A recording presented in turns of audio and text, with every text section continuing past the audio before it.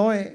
আমি আপনাদের কথা দিয়ে যাচ্ছি, এখানে যে সমস্ত দুটো ওয়ার্ডে, তিনটে ওয়ার্ডে নিকাশির সমস্যা রয়েছে, খুব সম্ভবত একটা 29-এ রয়েছে আর একটা 28-এ রয়েছে। ইতিমধ্যে দুটো বুস্টার পাম্পিং স্টেশনের কাজ হচ্ছে, আগামী দিন সম্পূর্ণ হবে।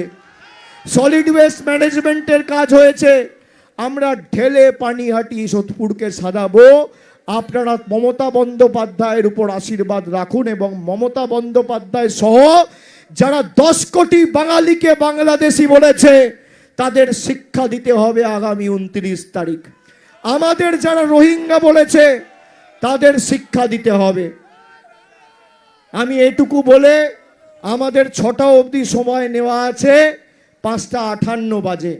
আমি আমার বক্তব্য আজকে এখানে শেষ করছি। আপনাদের সাথে আবার শীঘ্রই দেখা হবে। পানিহাটির মাটিকে প্রণাম জানিয়ে, আমার সহকর্মী, সহযোদ্ধা, বয়োজ্যেষ্ঠ যারা আছেন সকলকে শ্রদ্ধা কৃতজ্ঞতা জানিয়ে আমি আমার বক্তব্য শেষ করলাম। জয় হিন্দ, বন্দে মাতরম, জয় বাংলা, জয় বাংলা, জয় বাংলা, জয় বাংলা। আগামী দিনে পানিহাটির দাবি অপরাজিতা বিল চাই।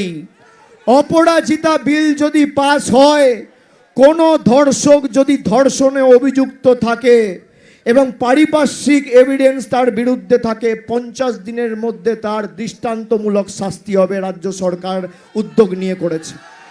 আপনারা বলুন, হওয়া উচিত হ্যাঁ কি না? হওয়া উচিত হ্যাঁ কি না?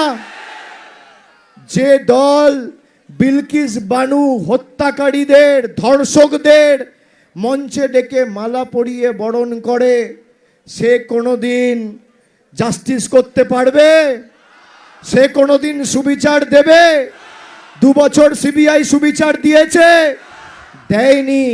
এমনকি অক্টোবর মাসে স্বরাষ্ট্রমন্ত্রী পুজো উদ্বোধন করতে বাংলায় এসেছিল, রত্না দেবীরা দেখা করতে গেছিল, দেখা পর্যন্ত করেনি।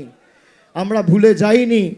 আমি এটুকু আবেদন রেখে আপনাদের সকলকে আরেকবার নতুন বছরের 1433 বঙ্গাব্দের শুভেচ্ছা অভিনন্দন জানিয়ে আমার বক্তব্য শেষ করলাম। জয় হিন্দ, বন্দে মাতরম, জয় বাংলা।